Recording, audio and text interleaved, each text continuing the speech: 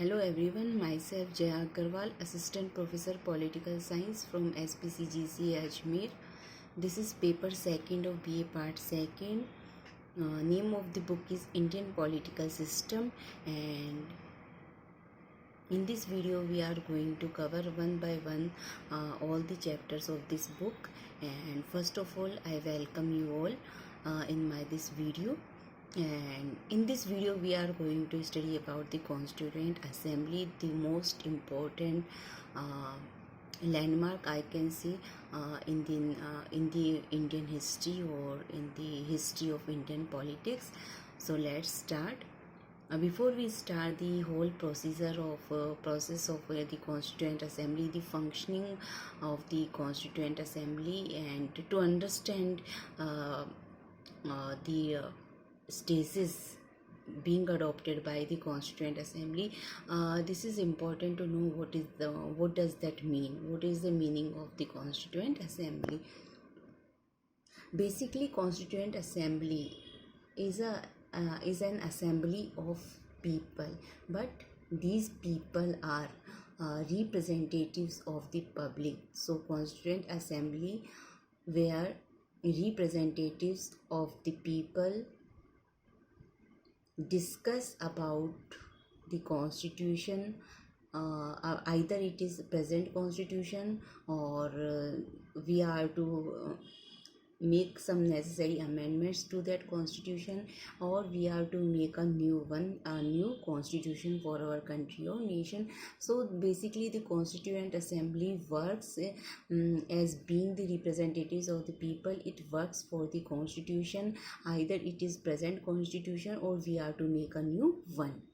This is called the Constituent Assembly. So let's start. When we will have a look, we will see how our Indian Constituent Assembly worked at that time, and they provided us the best constitution of the world. So let's start. The Indian Constitution was drafted by a Constituent Assembly. While explaining the meaning of Swaraj, Gandhiji indicated in 1922 that the Constitution of India would be drafted by Indians. So, here comes Gandhiji. Gandhiji indicated in 1922 that the Constitution of India would be drafted by Indians. That means we will get independence, and our constitution will be made by ourselves. The Indians themselves will make their constitution. Next one is the Nehru Committee drafted for the first time a constitution for India in 1928. Here comes the Nehru Committee for the first time, which drafted a constitution for India in 1928, and the Congress adopted the goal of complete independence, that is Purna Swaraj, at the Lahore session 1929. And for the first time the demand for a Constituent Assembly was raised in 1934. When we study about the Constituent Assembly, all these dates and years are equally important as the matter is. So it is important to know that at what time which incident took place. And here the most important thing is when we say that for the first time the demand for a Constituent Assembly was raised in 1934. So when we talk about the demand for a Constituent Assembly, when we read between the lines, it means that wherever public demands for a Constituent Assembly, I'm not talking about only India, I'm talking about across the world, that wherever in country, if the people are there demanding for a Constituent Assembly, it is a symbol of that they are demanding for their freedom, for their independence. Simply whenever we hear that that nation's people have demanded for the Constituent Assembly, it should be quite clear in our mind that they have demanded for the independence of their country. And next one is The Congress officially demanded a Constituent Assembly for India in 1935. The British government accepted in principle the demand in August of 1940. The Cripps proposals assure the Constituent Assembly for Indians to be constituted after the end of war. These are some stages when the Congress officially demanded a Constituent Assembly for India in 1935, and next one is August of 1940, where the British government accepted in principle the demand of Constituent Assembly. Here main words are in principle, means theoretical, not because the British government didn't intend at that time for India, independence for India, and therefore here he just only in principle the British government accepted this demand. And next one is Cripps proposals. Cripps proposals which accepted the demand for the Constituent Assembly, but the condition was that it would be constituted after the end of war. End of war, that's mean end of Second World War, which at that time was going on, and we didn't believe the British government what it assured us for that. Finally, under the Cabinet Mission Plan 1946, the elections for the Constituent Assembly were held in July 1946. The members of the Constituent Assembly were elected by the provincial assemblies by the method of single transferable vote system of proportional representation. And Cabinet Mission Plan, the most important plan which decided to be for a Constituent Assembly, that there would be a Constituent Assembly, and elections will be there if we are to constitute a Constituent Assembly. Then elections were held in July 1946, and the method of election was single transferable vote system of proportional representation, and seats among different provinces were allotted on the basis of population, the ratio being one member representing a population of 1 million. The seats were also reserved for Muslims, Sikhs, and general candidates in proportion to their population. Seats were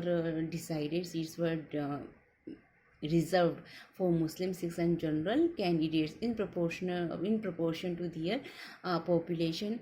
Out of the total membership of 389 of the Constituent Assembly, 292 were to be representatives of the provinces, 93 of the princely states, and rest of 4 members were to come from chief commissioners areas. And in the provincial elections, the Muslim League won 73 seats, Congress 208 seats, and Independent and others won 9 seats. This was the outcome, or this was the result of elections which were held in July 1946, that Congress was at first place.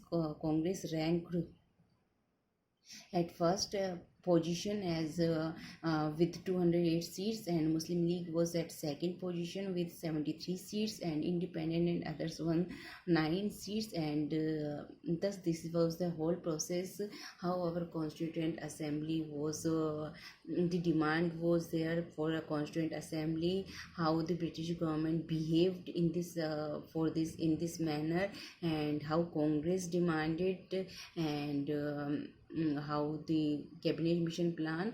And before Cabinet Mission Plan, August of 1940, Cripps proposals were there, and here comes the representation, and the last one is result of the Cabinet Mission Plan. सभी को मेरा नमस्कार। या हम लोग इस video में हम लोग कर रहे हैं बीए पार्ट सेकंड का पेपर सेकंड, राजनीति विज्ञान की भारतीय राजनीतिक व्यवस्था, और इस वीडियो में हम लोग पढ़ने वाले हैं संविधान सभा के बारे में। इससे पहले कि हम लोग संविधान सभा की शुरुआत करें, उसे हम लोग अच्छे से अध्ययन करें। हमारे लिए ये जानना अति आवश्यक है कि वास्तव में संविधान सभा कहते किसे हैं। संविधान सभा वास्तव में जनता के प्रतिनिधियों की एक सभा होती है, जिससे कि विद्यमान संविधान पर विचार करने, उसमें कुछ संशोधन करने या एक नया संविधान बनाने के लिए उस पर विचार करने के लिए जिसे गठित किया जाता है, उसे हम लोग संविधान सभा कहते हैं। अब हम लोग भारतीय संविधान सभा की हम लोग बात करेंगे, जिसने हमारे लिए विश्व का इतना सर्वश्रेष्ठ संविधान बनाया है। तो जो भारतीय संविधान है, भारतीय संविधान एक संविधान सभा के द्वारा बनाया गया था, और जो गांधी जी हैं, जिसने मतलब स्वराज का मतलब भी स्पष्ट किया था, क्योंकि जो संविधान सभा है ये अपने आप में स्वतंत्रता की मांग को भी परिलक्षित करता है। गांधी जी ने 1922 में इस बात का संकेत दिया था कि भारत के लिए भारत के संविधान का निर्माण स्वयं भारतवासी ही करेंगे। नेहरू समिति यहाँ पर आ जाती है, जिसने कि पहली बार भारत के लिए 1928 में एक संविधान का निर्माण का ड्राफ्ट तैयार किया था, और कांग्रेस ने 1929 के लाहौर अधिवेशन में भारत के लिए पूर्ण स्वराज्य का जो उद्देश्य है वो उन्होंने स्वीकार किया था। प्रथम बार एक संविधान सभा की जो मांग है 1934 में की गई थी, और कांग्रेस ने आधिकारिक रूप से 1935 में भारत के लिए एक संविधान सभा की मांग की थी। ब्रिटिश सरकार ने सैद्धांतिक तौर पर अगस्त प्रस्ताव 1940 में इस मांग को स्वीकार कर लिया था।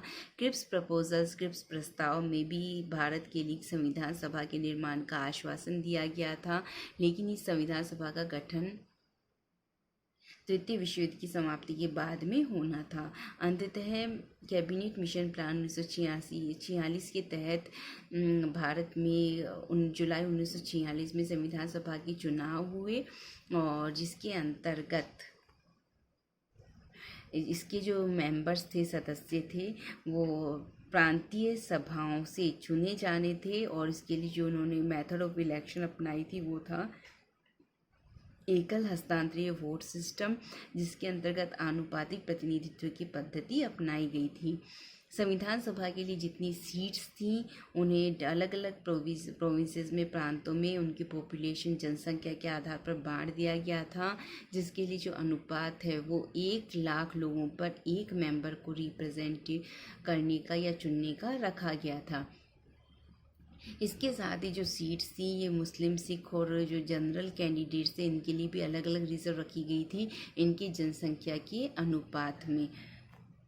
टोटल जितनी मेंबरशिप थी 389, उसमें से 292 जो मेंबर्स थे, रिप्रेजेंटेटिव्स थे, वो प्रांतों से चुने जाने थे। 93 थे वो प्रिंसली स्टेट्स जो राज्य थे उन्हें वो रिप्रेजेंट करते, और बचे हुए जो 4 सदस्य थे ये चीफ कमिश्नर्स एरिया से लिए जाने थे। और जब इन चुनावों का परिणाम आया उसके अंतर्गत मुस्लिम लीग को 73 सीट्स मिली, कांग्रेस को 208 सीट्स मिली, और इंडिपेंडेंट एंड अदर्स हैं उनको 9 सीट्स प्राप्त हुई। तो इस तरीके से ये इसका परिणाम रहा, जिसके अंतर्गत प्रथम स्थान पर कांग्रेस जिसे 208 सीटें मिली, मुस्लिम लीग द्वितीय स्थान पर जिसे 73 सीट्स मिली, और इंडिपेंडेंट एंड अदर्स हैं उनको 9 सीटें इस वक्त मिली। तो ये इस तरीके से भारत की जो संविधान सभा है इसके द्वारा कार्य किया गया, इसका निर्माण किया गया, और समय समय पर कांग्रेस के द्वारा इसकी डिमांड की गई। हमारे जो स्वतंत्रता संग्राम के सेनानी थे, नेता थे, उन्होंने समय समय पर इसका निर्माण किया, इसकी मांग रखी। ब्रिटिश सरकार है उसका इसको लेकर थोड़ा ढुलमुल रवैया रहा, लेकिन अंततः 1946 के कैबिनेट मिशन प्लान के अंतर्गत इसके लिए चुनाव हुए, और चुनाव की पद्धति और रिप्रेजेंटेशन ऑफ पीपल एंड जो इसका नतीजा रहा, तो उसको आज हम लोगों ने स्टडी किया है। आज के लिए इतना ही, मिलते हैं नेक्स्ट वीडियो में, तब तक के लिए धन्यवाद।